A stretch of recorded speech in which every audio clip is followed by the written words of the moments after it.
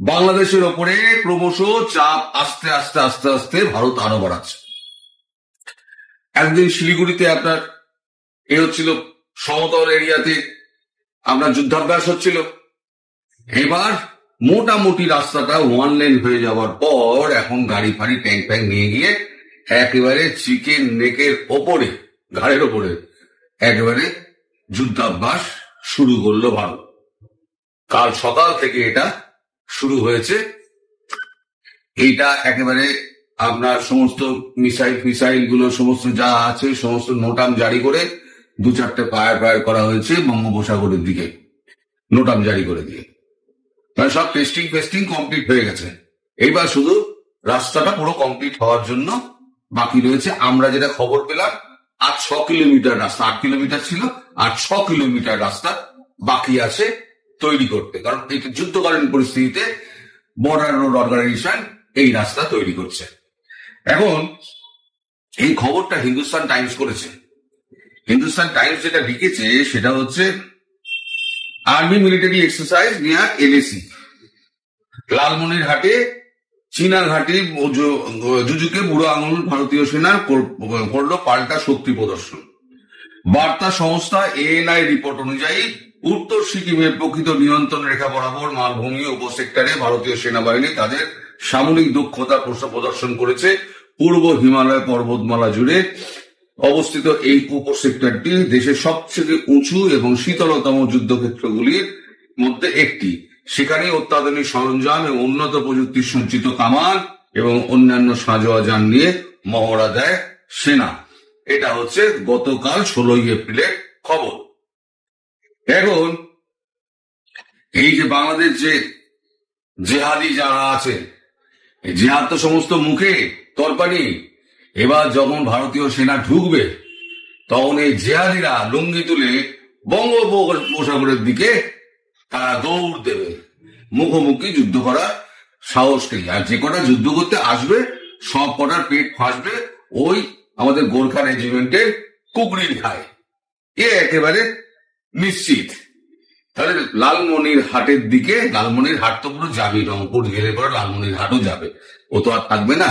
রংপুর আপনাদের থাকছে না, ওদিকে আপনাদের কক্সবাজার আর আপনার চট্টগ্রাম এগুলো দুটো থাকবে না। যখন আক্রমণ হবে দুদিক দিয়ে জোড়া ফলায় আক্রমণ হবে, এটা নিশ্চিত।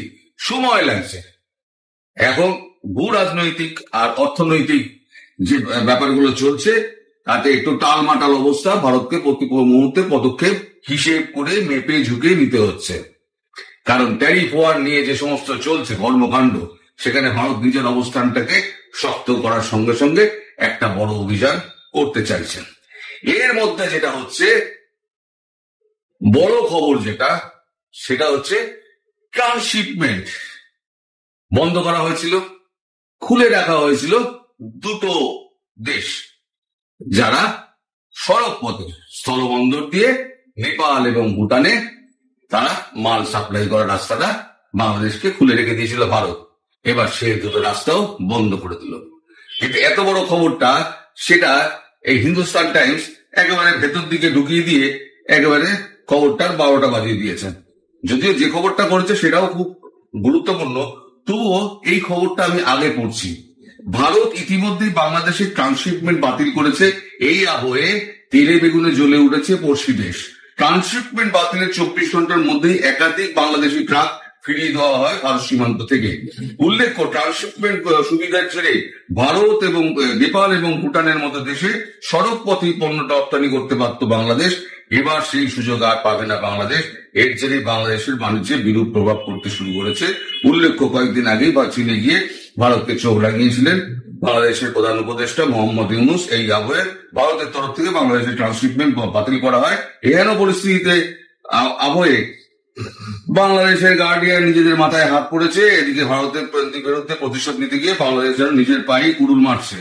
কুড়ুলটা কিরম মারছে সেটা হচ্ছে ভারতের বিরুদ্ধে প্রতিশোধ দিতে গিয়ে নিজেদের পায়ে কুড়ুল মারল বাংলাদেশ। দেখুন 16 এপ্রিল হিন্দুস্তান টাইমস খবরটা করেছে, লেখা হয়েছে ভারত থেকে সুতা আমদানি নিষিদ্ধ করেছে বাংলাদেশের জাতীয় রাজস্ব বোর্ড।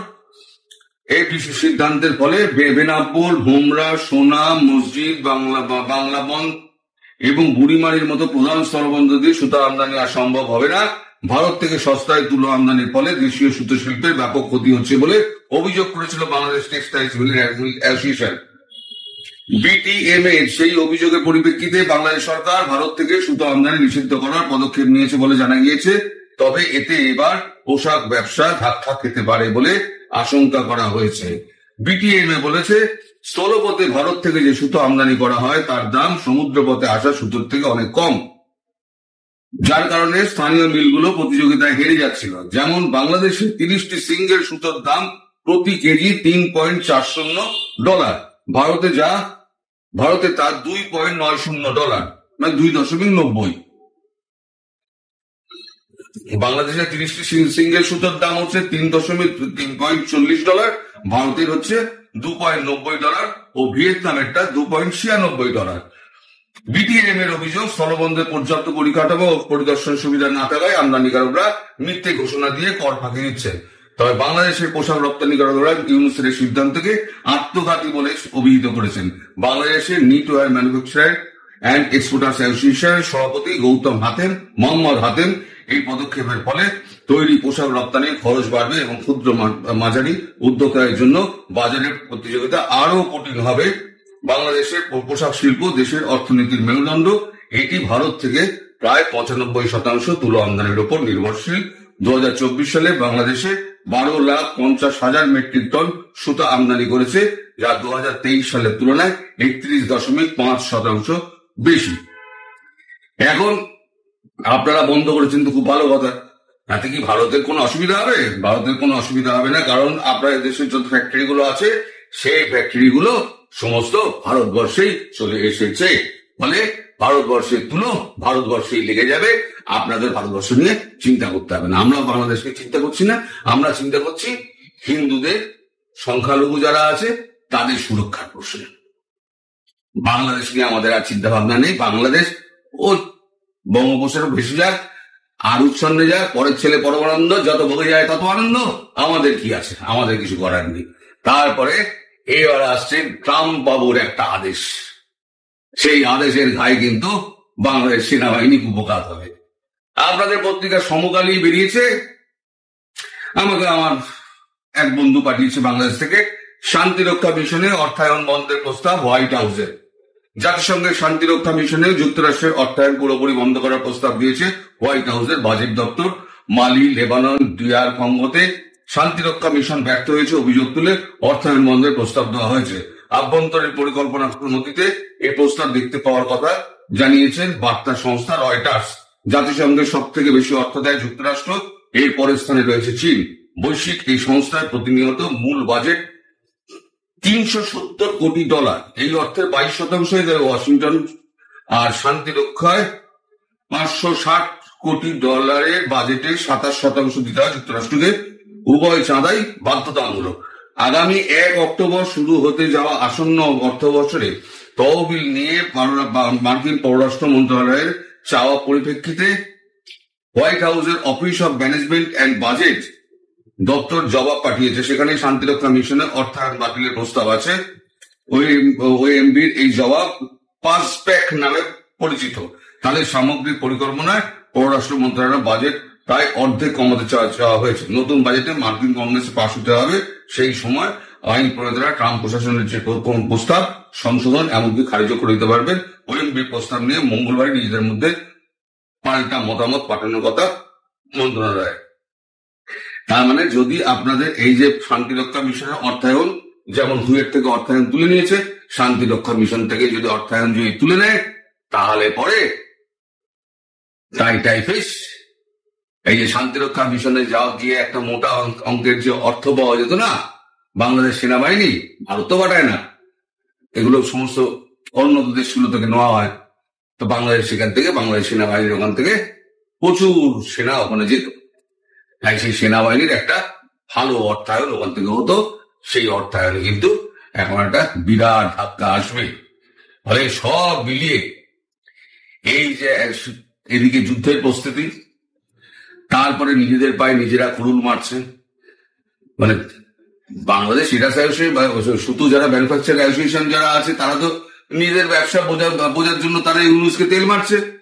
তারা তো নিজের ব্যবসা বোঝে।